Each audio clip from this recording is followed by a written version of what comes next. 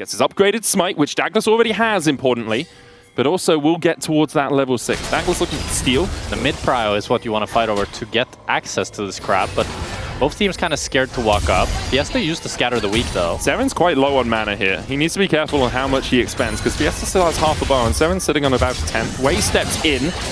Shielded daybreak onto Fleshy. That's aftershocks exchanged between the two supports. Zenith plays to the backline. Seven looks for the accelerated shock blast as the flash away from Lince as Fleshy now in for a world of hurt as Douglas lands the Q3 knock of that 3 Talon strike. Fleshy has no flash, no escape. First blood, Heretics. A really nice aggression there by Douglas. He flash cancels Fleshy's dash, and that sets him up for the first blood. He's going to get the top crab, going to get that level 6, and start a potential snowball for himself as he starts off with a kill in this game. A real nice start. We talked about skirmishing from Heretics, and they showed, even though perhaps they might be a little bit outnumbered with how well Seven has been playing, and these sorts of moments. See if Douglas can maybe get a chunk on Fiesta and convert that into a dragon.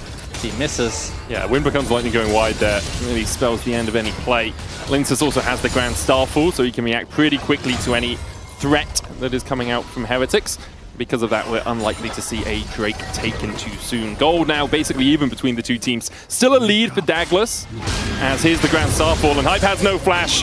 The shield bolt into the spear is enough. Nako survives the couple of tower shots that he took. And it's a continuation of the earlier play. Hype loses the flash, he's chunked, he has no mana. Vitality they punish, and Team Heretics support jungle. They're not able to find leeway anywhere, any lane to really play around.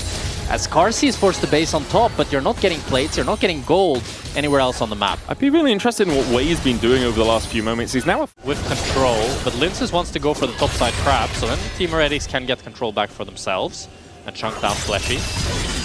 So is this Vitality kind of saying, well, we're not really going to contest, or are they saying, well, Pantheon has Grand Starfall, so even if Heretics are first on the play, we can still look to contest the Drake if it starts? I think Vitality can always contest it as long as Team Heretics has started it. As now, Wei has no Aftershock and the LYON W is timing out. I think this is a really good time for Vitality to engage. There we go, Grand Starfall on towards the backline, Magnastorm as well on Wei, and there's no way out for the Heretics support. And he used his Aftershock, he used his W. He has no tankiness, he's so squishy, so easy for Vitality to take down, and they recognize it really nicely. And that does mean that the second dragon now is going over to Vitality. The only saving grace for Heretics is the fact that Fiesta used this TP when he really didn't need to.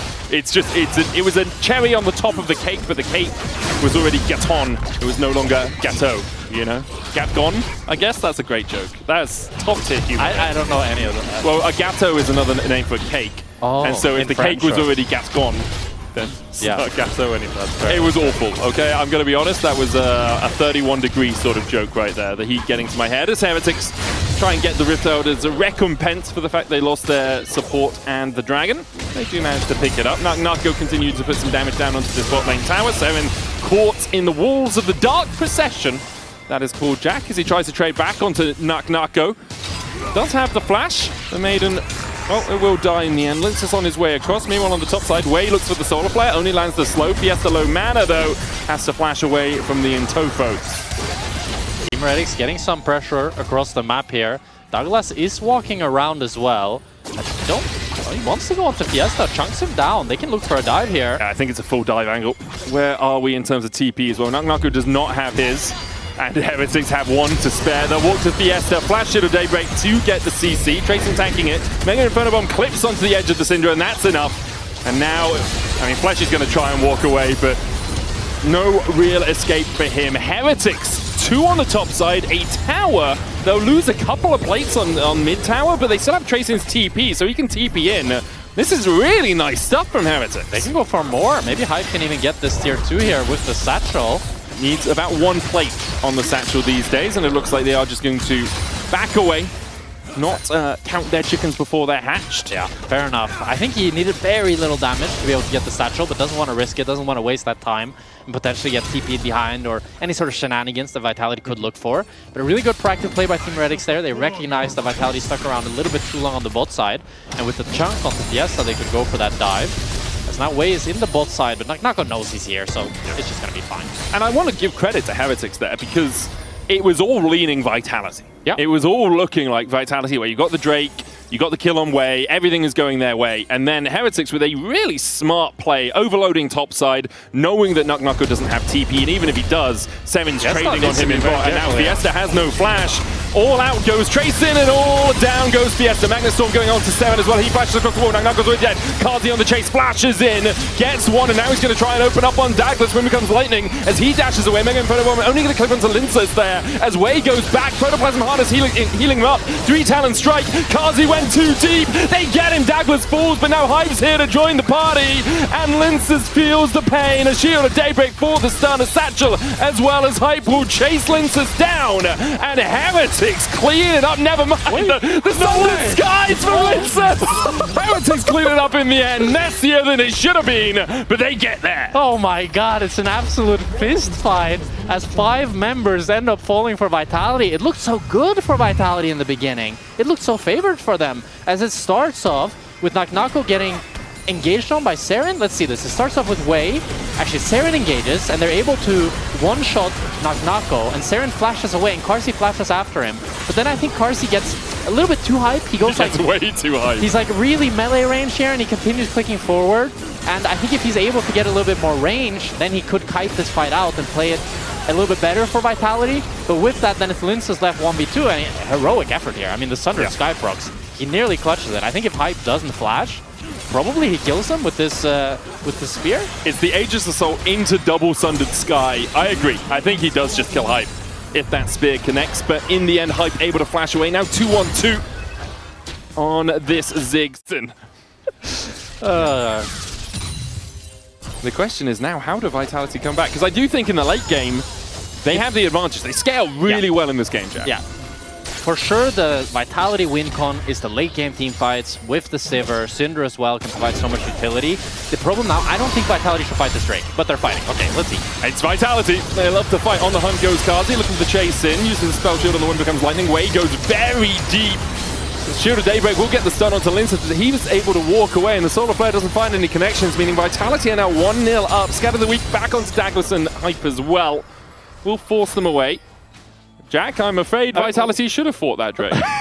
But Way goes way too deep. His teammates aren't there yet, but he goes in and just dies. And that's going to mean that the Dragon is... As of yet, Vitality much healthier than Heretics. Another Morning Mist comes across the side. Kazi looking to see how he can get into this fight. Has the Ghost, has the Flash. The Drake has been begun as Tracing dashes away with the Pathmaker.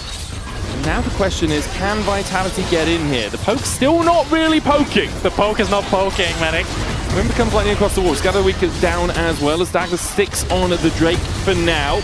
That's a good shock blast. Takes a little bit off as Linces now begins to step further forward. Pathmaker in as Tracing tries to separate them. There's the Drake, but Tracing falls the Magnustorm. Crescent Guard out from Douglas to split up the fight, but now Naknako with a satchel charge. Mega Inferno Bomb, a double flash out from Naknako and Linces. Way gets the Protoplasm rocked onto him. Douglas in the middle of the pit has no flash. He's sacrificed. The rest of Heretics just trying to get away. A couple of pings towards the Baron from Vitality. Can Vitality do Nash? That's the big question. 2 members down from Team Heretics, but Team Heretics got the Dragon. They avoided the Soul, but with 5 men alive from Vitality, they should be able to break the Nash. They should be able to. Nako has TP as he puts the Maiden down towards the bottom side. Grand Starfall in as well.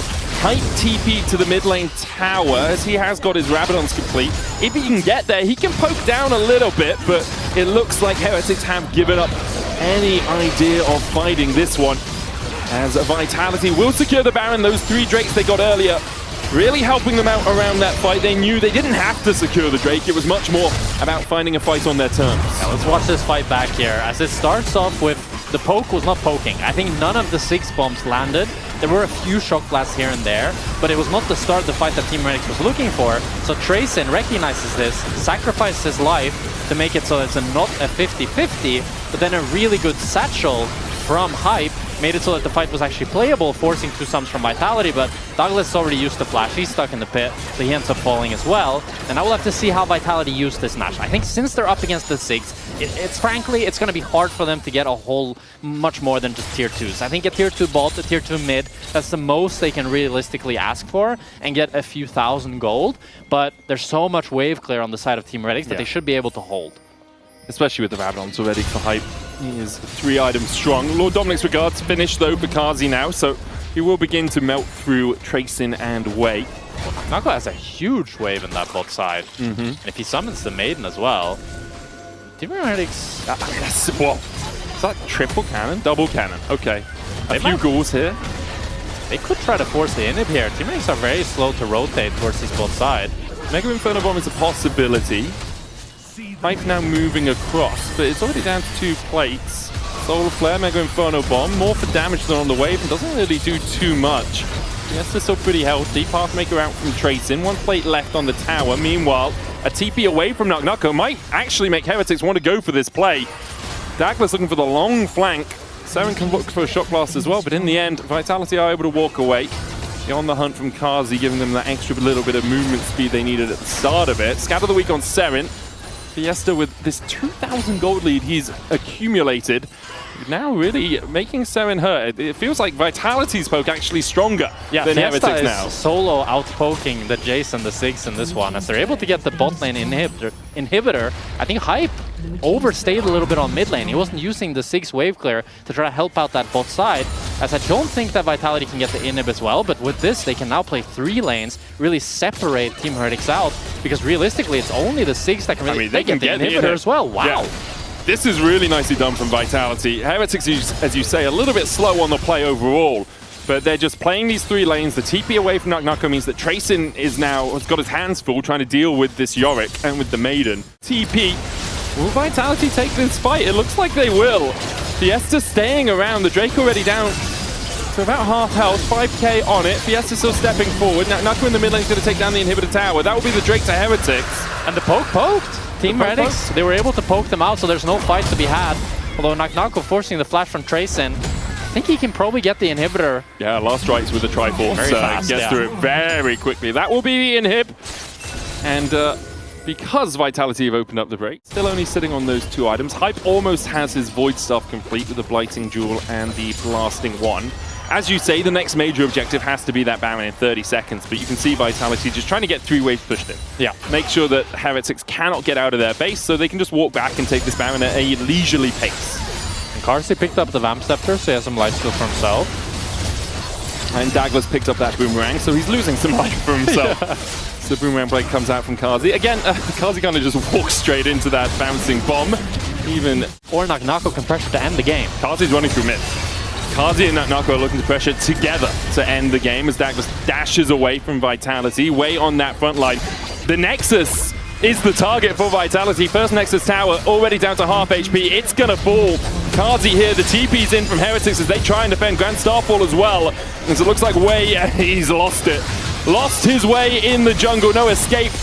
No path with sweets on it, no Hansel and Gretel way out of this one. Wei dies to the unleashed power, while Douglas looks for the engage. Crescent Guard down, Tracing from the Q3 onto Kazi, can't land it. Heretics lose their support, lose their jungler, and really lose any hope of closing out this game. Lince's still on the chase. Tracing uses the Pathmaker, but Seren's forced away by Fiesta. Lince's low, but he still has a Guardian Angel, as Tracing will die to Kazi, who flashes the wall to make sure he secures it.